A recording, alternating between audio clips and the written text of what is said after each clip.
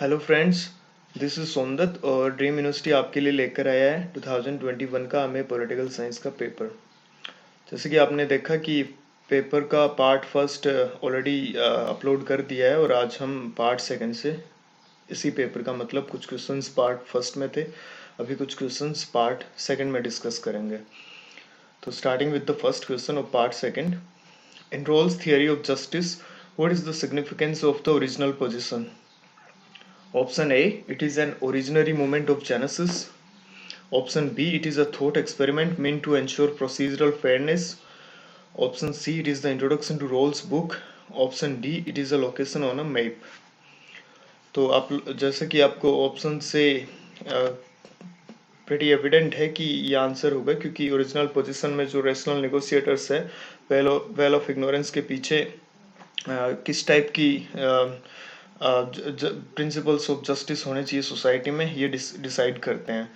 तो उधर उनको अपने background, class background, caste background का कुछ आइडिया नहीं होता और बस केवल जो जो नॉर्मली इकोनॉमिक्स और जस्टिस का प्रिंसिपल्स होते हैं उनके पास।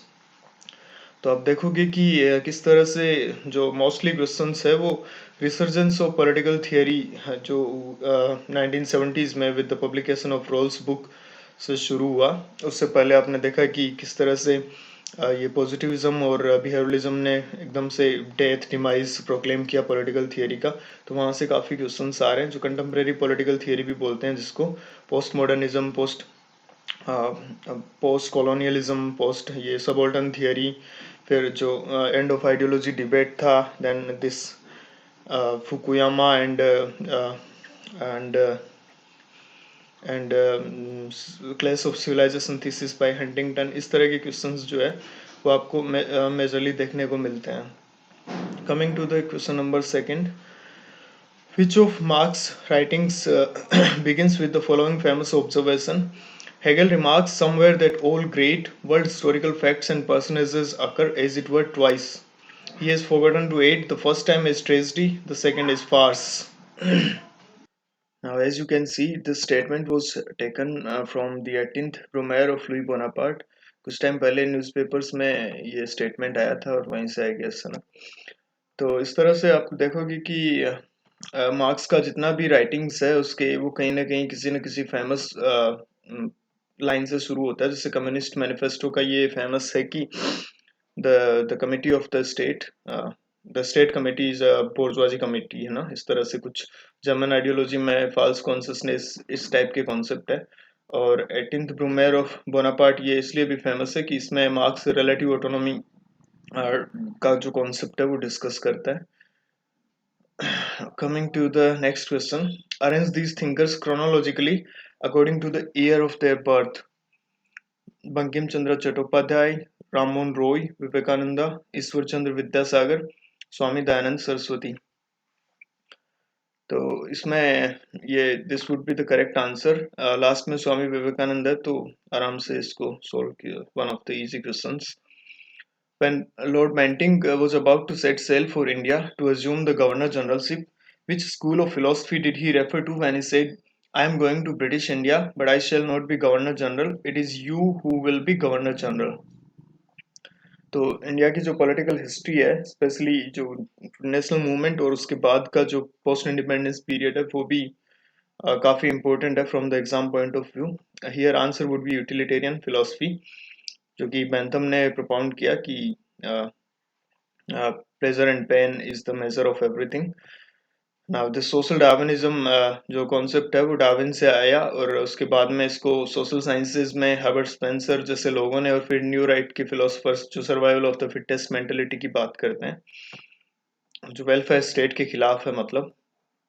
Coming to the next question, which one of the following is not associated with liberal nationalism of the 18th century? Political democracy, humanitarian values, sovereignty of the state, controlled market.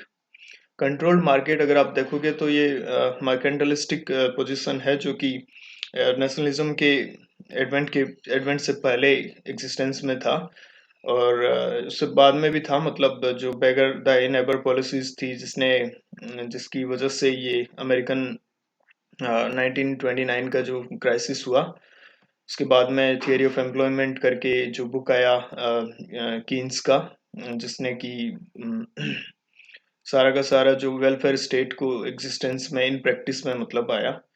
तो ये liberal nationalism जो मार्जिनी का young Italy movement था, और इस तरह के जो लिबरल, मतलब the word liberal in itself मतलब आपको बता दे रहा है कि मार्केट, फ्री मार्केट सोसाइटी को ये लोग आर्ग्यू करते हैं।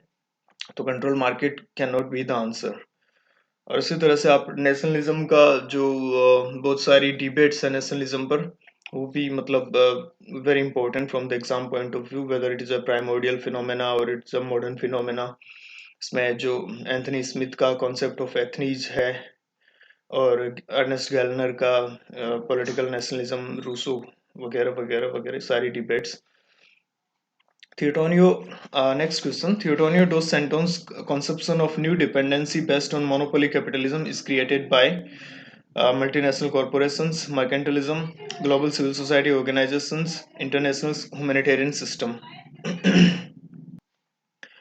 तो here the answer would be multinational corporations, क्योंकि ये monopoly capitalism को create करते हैं। डिपेंडेंसी थियरी, आपको आइडिया होगा कि ये जो डेवलपमेंटलिस्ट पैराडाइम था इसके खिलाफ आया 1960s में। इसमें लैटिन अमेरिकन स्कॉलर्स ने, जैसे foremost among them was Raul Prebisch, जिसका थीसिस था सेंटर और पेरिफेरी किस तरह से सेंटर है जो लूट कर रहा है पेरिफेरी को। उसके बाद में आपका सैटेलाइट, और ये सैटेलाइट का जो कॉन्सेप्ट दिया था इसने, sorry I can't remember the name right now. उसके बाद में ये जो कोर पेरिफेरी और सेमी पेरिफेरी को ऐड किया इमैनुअल वालस्टीन ने, वर्ल्ड सिस्टम जो जिसका कॉन्सेप्ट था। इस तरह से ये जो डिपेंडेंसी थियरी है इसमें बहुत सारे स्कॉलर्स है, और उनके बस कुछ वर्ड एसोसिएशन है जो आपको ध्यान में रखना होता है। That is all. Coming to the next question, we have to match list 1 with the list 2. These are books: Politics Among Nations, ये तो बहुत ज़्यादा फेमस बुक है, मॉर्गन थाउ का। Power and independence, Robert Keohane and Joseph Nye, जो कि new liberal scholars है जिनका कॉम्प्लेक्स इंटरडिपेंडेंस का जो कॉन्सेप्ट है बहुत ज़्यादा फेमस है। बनानास एंड बीचेस, ये फेमिनिस्ट स्कॉलर है Cynthia Enloe. Social theory of international relations, Alexander Wendt, जो कि क्रिटिकल थियरी का मेजर थिंकर है। तो answer would be this. Next question. Who drafted the resolution on fundamental rights and duties for the Karachi Congress 1931, in which it was said that the state shall observe neutrality in regards to all religions? Choose the correct answer. Jawaharlal Nehru. As I said, independence का जो history है national movement का, और post independence history, that is also very important. Coming to the next question, which of the following statements explain rational choice understanding of international relations? Option A, individuals are emotional actors in international relations. Option B, states decide their actions in international politics rationally. Option C, state behavior in international politics is based on cost-benefit analysis. Option D, states are the only actors in international relations. तो rational choice theory भी 1960s के बाद ही आता है, जिसमें कि Kenneth arrow का impossibility theorem है। और उसके बाद कुछ बहुत सारे जो वर्जीनिया, ये बेसिकली रैशनल चॉइस थियरी है, वर्जीनिया स्कूल से रिलेटेड था।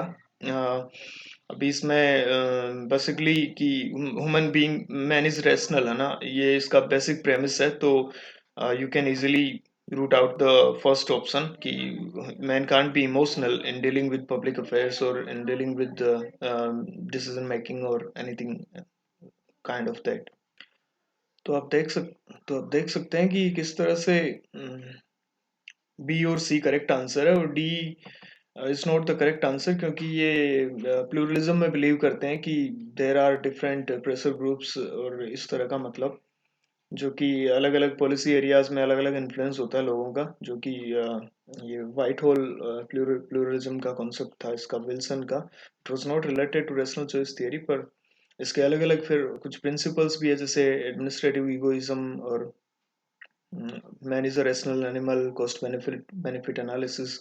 इस तरह से जैसे कि ये रेशनल चॉइस थियरी है, ये वर्जीनिया स्कूल से रिलेटेड है। इसी तरह से और भी जैसे फ्रैंकफर्ट स्कूल है, नियो मार्क्सिज्म से रिलेटेड है। वियना सर्किल है जो पॉजिटिविज्म और पोस्ट पॉजिटिविज्म, नियो पॉजिटिविज्म भी जिसको बोलते हैं। And then this Chicago school है जो कि बिहेवियरलिज्म से रिलेटेड है। इस तरह से आपको केवल वर्ड एसोसिएशन और उसका जो मेजर प्रेमिसेस है इन थियरीज का। Coming to the next question, who has argued that the relations between Indian elite and masses suffer from mutual incomprehension? Option A, Paul Brass, Sudipta Kaviraj, Partha Chatterjee, Kanti Bajpayee. Kanti Bajpayee. Sudipta Kaviraj is the correct answer. Sudipta Kaviraj का और भी passive जो revolution of the Indian state है, और ये पार्था चटर्जी का civil society political society का distinction है, इसका क्रिटिक है चटर्जी का बेनेडिक्ट एंडरसन के लिए जो। Next question, which of the following is not an assumption underlying the liberal theory of diversity? Option A, rational individuals should be left to decide their own beliefs and determine their actions. Option B, liberal society should unite people around a procedural commitment on the principle of equal respect. Option C, liberal ideas of autonomy and individual rights should take priority in the public sphere. Option D, liberal society should depend on a particular theory that defines our values and the good life. Liberal society should depend on a particular theory, ये here is the problem है ना, मतलब कि ये liberals believe that man is rational and he or she can decide his or her own fate. तो ऐसा कुछ नहीं है particular theory का। Which of the following statements most effectively captures Edward Said's 1978 book Orientalism? ये orient और occident का जो कॉन्सेप्ट है, I guess you must be familiar with this. और ये पोस्ट कॉलोनियल जो थियरी स्टार्ट हुई उसका one of the major proponent है एडवर्ड सेड। इसका जो बुक है ओरिएंटलिज्म और कल्चर और इंपेरियलिज्म के नाम से भी शायद एक बुक है। तो ये इसका बेसिक प्रेमिस है कि किस तरह से ये जो ओरिएंट को है, ये जो ब्रिटिश और यूरोपियन वर्ल्ड है, ये स्टीरियोटाइप करता है। इसी तरह से पोस्ट कॉलोनियल थियरी में other thinkers like French Fanon और ये भी बहुत ज़्यादा इम्पोर्टेंट है। Next question, in Plato's philosophy the theory of forms refers to entities that are part of material domain that are subject to flux and constant change. Option B, entities that one cannot have knowledge about. Option C, entities about which one can have opinions that vary among people. Option D, entities that hold their attributes perfectly and about which knowledge is possible. तो प्लेटो का theory of forms जो related था कि theory of forms you can understand like कि कैसा, मतलब एक for example एक चेयर है, तो जो चेयर जो वुडन और प्लास्टिक का मेड चेयर है वो बेसिकली रियल चेयर है, और उसका जो आइडिया आपके दिमाग में दैट इज फॉर्म। तो फॉर्म और नॉलेज का इंटरनल कनेक्शन है दोनों का। This would be the correct answer. इसका जो थियरी ऑफ केव और मिथ ऑफ डिवाइडेड लाइन है वो इससे रिलेटेड है थियरी ऑफ फॉर्म से, प्लेटो का। तो ये अलग अलग ऑप्शंस क्यों नहीं करेक्ट होंगे इसका भी आपको रीजन आराम से दिख रहा होगा, क्योंकि मटेरियल डोमेन है जो part of the material domain that are subject to flux and constant change. ये मटेरियल डोमेन से रिलेटेड ही नहीं है। थियरी ऑफ फॉर्म्स जो है ये एब्स्ट्रैक्ट नोशन है एकदम से, आइडियल जो वर्ल्ड की बात कर रहा है Plato. Entities that one can not have knowledge about, one can, जो फॉर्म्स का है that is the true knowledge ना। बाकी जो है वो जो अपीयरेंसेस है, बाकी जो है वो that is not true knowledge.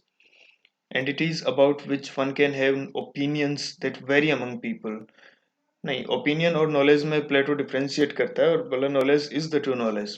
और जो ट्रू नॉलेज है वो गांधी के ट्रूथ की तरह है कि मतलब देयर कैन बी अलग अलग ways to reach it, but there is one truth.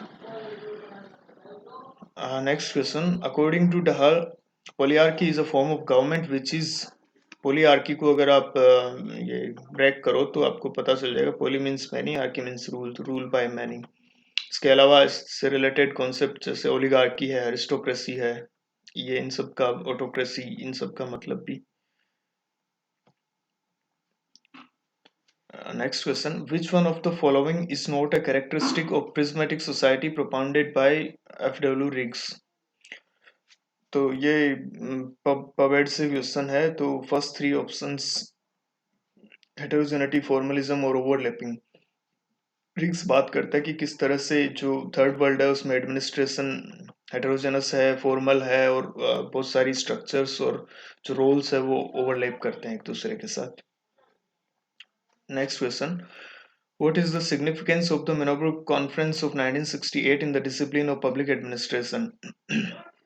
There have been three Minnebrook conferences after a gap of 20 years, 1968, 1988 and 2008, I guess, last one. तो इन ये तीनों कॉन्फ्रेंसेस है वो बहुत ज़्यादा इम्पोर्टेंट थी in the evolution of public administration, जिन्होंने कुछ न्यू आइडियाज़ प्रोपाउंड किए। जैसे beginning of new public administration है, ये मिनोबुक कॉन्फ्रेंस फर्स्ट जो था इसका मेजर थीम था।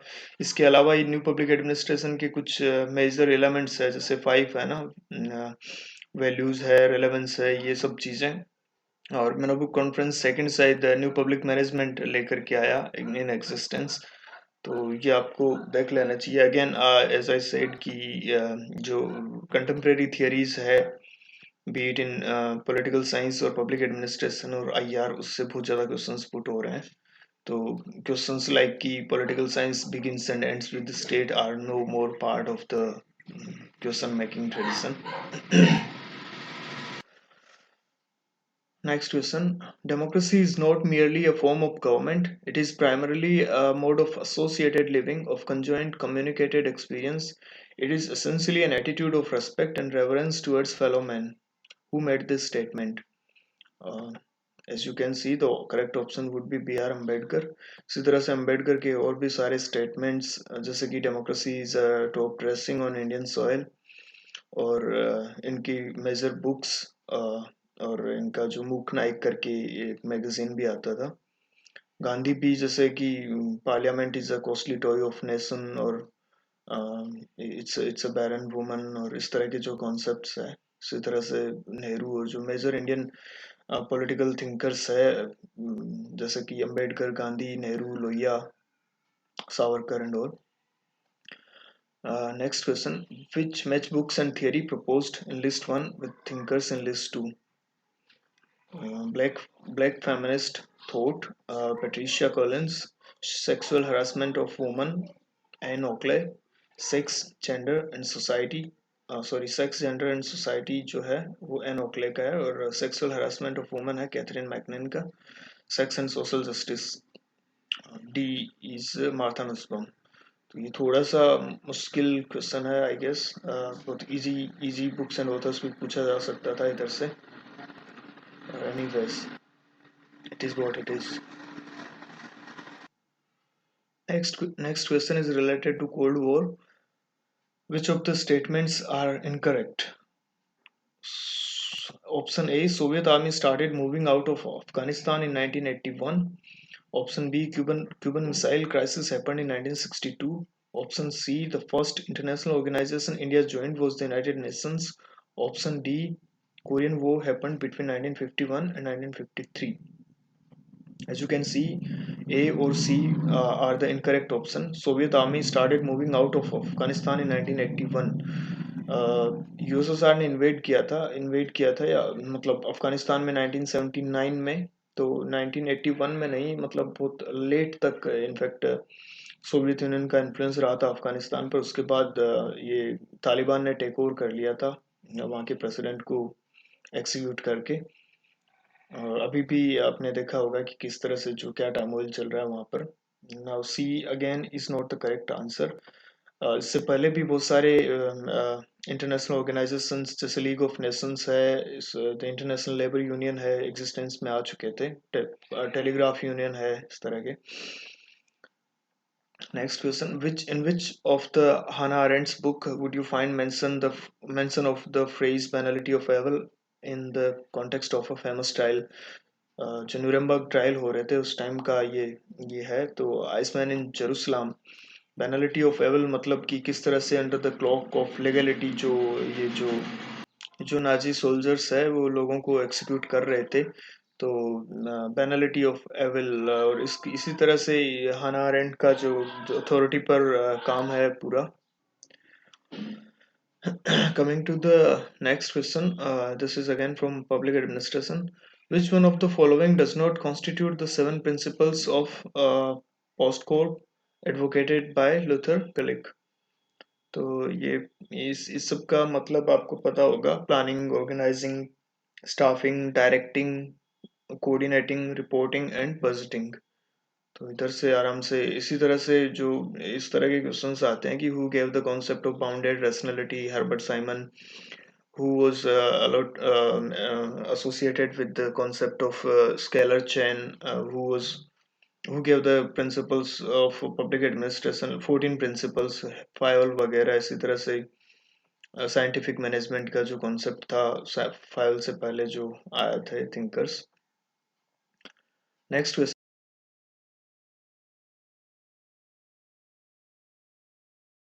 which one of the following themes would you not expect to find in Aristotle's Nicomachean Ethics? Nicomachean Ethics जो कि इसके इसकी इसके सन पर बेस्ड था, अरिस्टोटल के। Discussion of virtues, classification of constitutions, discussion of friendship, discussion of justice. इसमें basically ethics नाम से ही आपको पता लग रहा है, और थोड़ा सा अगर आपको आइडिया है तो classification of constitutions was part of his book politics. So again, very simple answer, very simple question on Aristotle and Plato. Next question: freedom was the soul of the home rule movement. The divine instinct of freedom never existed. Freedom is the very life of the individual soul, which Vedanta declares to be not separate from God but identical with Him. This freedom was a principle that could never perish. Who made this statement? तो home rule movements से related थे तिलक, Annie Besant वगैरह। तो इस तरह से आपको थोड़ा सा आइडिया लगाना पड़ेगा, बाकी इस तरह से सारे स्टेटमेंट्स आई थिंक याद करना थोड़ा सा मुश्किल हो जाता है। Saskia Sessions' book Losing Control: Sovereignty in an Age of Globalization analyzes three levels of erosion of sovereignty of modern nation states, which is not associated with it: economic citizenship, immigration, territoriality, and cross-border terrorism. So this is not related to globalisation से।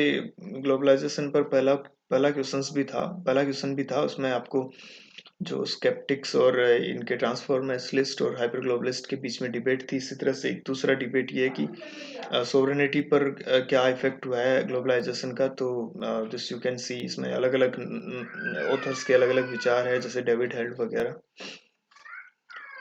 Next question: which of the following statements are true about the basic structure doctrine of the Indian Constitution? Option A: the term basic structure is mentioned in the Constitution. The term was enunciated in the Keswanand Bharati case.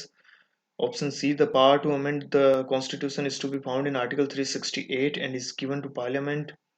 Option D: the basic structure doctrine seeks to restrict Parliament's ability to amend the Constitution in a fundamental way. तो as you can see, B, C and D are the correct. और term basic structure ना ही तो mention है और ना ही इसको define किया गया है। अलग अलग केस लॉ से पता लगता है कि what elements are in the part of basic structure. Which of the following theories of international relations are not associated with the framework of Marxist theory? तो डिपेंडेंसी जो स्कूल था और उसके जो अलग अलग वेरिएंट्स थे वो सारे के सारे मार्क्सिस्ट स्कूल से रिलेटेड थे। पर नियोलिबरल इंस्टीट्यूशनलिज्म जो है ये नियोलिबरल थियरी का ही पार्ट है। तो as you can see easily ये इससे एसोसिएटेड नहीं है। Next question: what are the prominent types of authority mentioned by Max Weber? Again, a very easy question. Charismatic authority, traditional authority, legal rational authority, all of the above is the correct answer. Next question: for Nozick, taxation of earnings from labor is at par with the forced labor because. Option A: forcing someone. As you can see, all of the above is the correct answer. Nozick का आपको पता है, Nozick ने roles को critic किया है और he says कि जो and state principles of justice है और पैटर्न प्रिंसिपल्स ऑफ जस्टिस है ये रोल्स के और अदर थिंकर्स के। और इसके बाद इनको क्रिटिक करने के बाद और ये यूटिलिटेरियन बेंथम को भी क्रिटिक करता है नोजिक। उसके बाद में ही propounds his own concept of justice which is based on entitlement. His concept is known as entitlement theory of justice. उसके बाद अलग डिबेट्स भी है, कैपेबिलिटीज अप्रोच है जस्टिस के बारे में। तो इस तरह से आपने देखा कि किस तरह से मतलब क्वेश्चंस जो है कंटेम्प्रेरी पॉलिटिकल थियरी से पुट अप हो रहे हैं सारे के सारे। बीट ग्लोबलाइजेशन, डिपेंडेंसी थियरी जो 1950s के बाद में पॉलिटिकल साइंस में एक सी चेंज आता है डिबेट्स और थियरीज और सब चीज़ों को लेकर के। Next question, who among the following is the final authority in deciding whether or not a Lok Sabha MP can be disqualified from the House on the ground of defection? तो speaker of the house is the correct answer. और जो दूसरा case होता है जिसमें कि disqualify किया जा सकता है उसमें president disqualifies the person on the basis of recommendation of election commission. तो ये थोड़ा सा डिस्टिंग्विश करने की जरूरत है। इसके अलावा जॉइंट सिटिंग को कौन समन करता है और कौन प्रिजाइड करता है, इस तरह के क्वेश्चंस जो है mostly Laxmikanth part stuff. Match list first with list two, ये इसमें मतलब कौन कौन सी मार्क्स की जो बुक्स है उनमें कौन कौन से मेजर आइडियाज है ये डिस्कस करता है। So the option A is the communist manifesto. as we can see it is related to history of class struggle. The critique of Gotha program. B, to each according to his need. The 18 Brumaire of Louis Bonaparte. ये contradictory role of the बोर्जुआजी, इसमें मतलब relative autonomy आपको पता लगेगा इसका। And economic and philosophical manuscripts, alienation जिसका की major concept था, ये जो राइटिंग है वो अर्ली मार्क्स से रिलेटेड है। तो मार्क्स की मेजर बुक्स और उसके जो मेजर थीम्स है उन बुक्स का क्रोनोलॉजी है, ये सब चीज़ें मतलब good to keep in mind. Next question, which theory assumes that governments will be influenced by various interest groups but will not be biased for or against any groups? So this we can easily see part of pluralist theory. Pluralists जिसका शुरुआत group theory से होता है, Arthur Bentley और इन लोगों ने। For example Arthur Bentley का फेमस स्टेटमेंट है, when groups are adequately stated everything is stated. इसी तरह से प्लूरलिस्ट थियरी में फिर अलग अलग स्कॉलर्स आते हैं, रॉबर्ट डाल वगैरह। और उसके बाद में नियो प्लूरलिज्म आता है जो कि बोलता है कि कुछ ग्रुप्स है उनका इकोनॉमिक पॉलिसीज वगैरह पर बहुत ज़्यादा इन्फ्लुएंस है। इसमें इसी से रिलेटेड फिर कुछ कॉन्सेप्ट्स आपके और आते हैं, जैसे कि मिलिट्री इंडस्ट्रियल कॉम्प्लेक्स है। तो ये थोड़ा सा इंस्टीट्यूशनलिस्ट थियरी। तो ये कंपैरेटिव पॉलिटिक्स जो ट्रेडिशनल कंपैरेटिव पॉलिटिक्स का पार्ट है, फिलोसफिकल थियरी, इंस्टीट्यूशनल थियरी। इसके बाद मार्च और ओल्सन का न्यू इंस्टीट्यूशनलिज्म आता है। इस बार क्वेश्चन नहीं आया पर मोस्टली इससे क्वेश्चंस आते हैं। Rational choice theory as we discussed above is associated with Virginia school. और Marxist theory you all are aware. Again match list one with list two. तो ये books and Indian political thought का, books and authors का सारे के सारे गीता पर questions है। गीता रहस्य तिलक के द्वारा लिखा हुआ है और essays on Gita, I think Aurobindo. You can see this is the correct option. A4, the Bhagavad Gita, Annie Besant. B, Tilak. C, K.M. Munshi. And D, Aurobindo. Next question, which Indian ministry is responsible for agricultural trade related negotiations in WTO? Ministry of trade and commerce. WTO से related और भी कुछ concepts है। इसका predecessor organisation कौन सा था? General agreement on tariff and trade. और इसके अलावा इसके अलग अलग राउंड्स जो थे और इससे रिलेटेड कुछ टर्मिनोलॉजी है ना। और इसी तरह से आपको ब्रेटन वुड्स जो इंस्टीट्यूशंस है, जो टू सिस्टर्स है, वर्ल्ड बैंक एंड IMF, उससे रिलेटेड भी जो कॉन्सेप्ट्स है। और जो वॉशिंगटन कंसेंसस है, मतलब ये क्या टर्म्स थी, क्यों एग्जिस्टेंस में आई, न्यू इंटरनेशनल इकोनॉमिक ऑर्डर है। Next question, which of the philosopher which of the philosopher Rousseau's books would you expect to find these lines? ये डिस्कोर्सेस ऑन इनइक्वालिटी में मिलेगा आपको कि पूरा का पूरा स्टेटमेंट है. The first man who having enclosed a piece of ground bethought himself saying this is mine, and he found people naive enough to believe that, है ना, कि लोग एक्सेप्ट कर लेंगे. और इस तरह से एमिली जो उसका बुक है वो एजुकेशन से रिलेटेड था.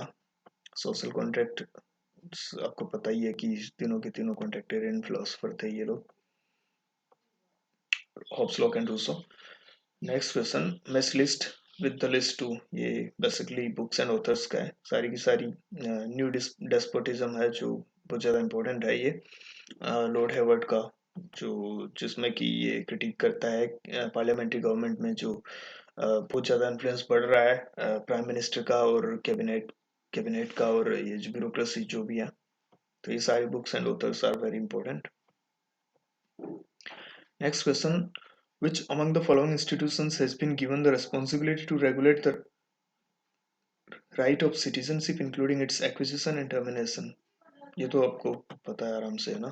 The parliament would be the answer. Next question, which among the following comes under the entire gamut of the activities of the Niti Aayog? Design policy and program framework, B foster cooperative federalism, C monitoring and evaluation, D think tank and knowledge and innovation hub. ये सारे के सारे options correct है. नीति आयोग जो 2015 में existence में आया planning commission को रिप्लेस करते हुए, और ये बेसिकली थिंक टैंक है. तो इसका काम पॉलिसी बनाना, पॉलिसी इवेलुएट करना, implementation is part of executive. Next question, the following statement is associated with which modern Indian political thinker? The distribution of produce among the needy many and the powerful few has to be rearranged in a spirit of equality and fair play. ये रानाडे का statement है. Again ना, इसमें आपको you can't do much इस sector में. आपको आता है तो आता है, नहीं आता है तो नहीं आता है. Next question, which judgment has most been cited in discussions on the colonial era law of sedition? Kedarnath Singh case 1962. अभी जो दिल्ली राइट्स और इससे रिलेटेड जो आपने देखा होगा, ये मोस्टली न्यूज़ में रहता है. ये जो टॉपिक है, स्पेशली आप जेन्यू का इंटरेस्ट दे रहे हो तो you must be well aware of these things. Government charges लगाती रहती है सेडिशन के, ना, स्टूडेंट्स पर. Next question, the British parliamentarian and political theorist Edmund Burke pursued the impeachment trial of which Governor General of India? Warren Hastings.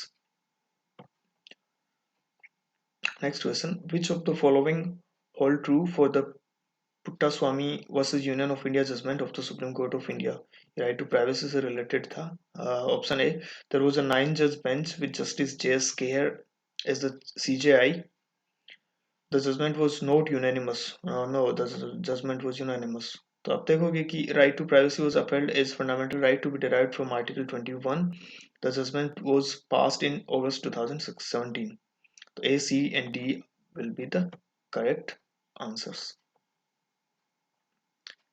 Okay guys, बाकी आपको ये information वगैरह कुछ और चाहिए तो हमारा एक टेलीग्राम ग्रुप है जिसका लिंक आपको डिस्क्रिप्शन में मिल जाएगा.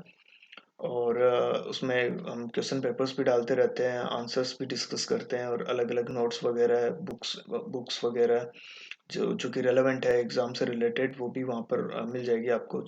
तो please do like our video and thank you for watching.